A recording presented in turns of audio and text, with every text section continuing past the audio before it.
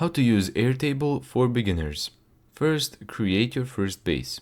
Once you're on the Airtable homepage, click Create. Airtable will offer options such as building with AI, using a template, or starting from scratch. In this tutorial, choose Start from Scratch so you can understand how Airtable works. Give your base a name. For example, I'll call mine Project Manager, and then click Create Base. Congratulations, you've just created your first Airtable base. Second, understand the interface. Before entering any data, let's quickly understand what we're looking at. A base is your main database. Inside a base, you'll have one or more tables. Each table stores one type of information. Rows are called records, columns are called fields. Think of it like Excel, but smarter. Step 3, rename your table. The default table name is Table 1. Double-click its name, rename it to Projects, press Enter. Keeping your tables organized makes larger databases much easier to manage. Step 4, add your first records. Let's add some data. Click the first empty row, then create a few example projects. For example, website redesign, marketing campaign, YouTube channel, or mobile app. Every row represents one project. Step 5, create useful fields.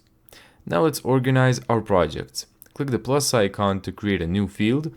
Create a field called Status and choose the single select field type. Add these options: Not Started, In Progress, and Completed. Next, create another field called Due Date using the Date field. Then create another field named Priority using single select. Then add high, medium, and low priorities. Finally, create an owner field using the collaborator field type. Now, use Airtable AI. Describe what you want for AI. For example, create a content calendar for my YouTube channel. Within seconds, Airtable builds tables, fields, and workflows automatically. You can also ask AI to summarize records, generate content, categorize information, and help you build your app.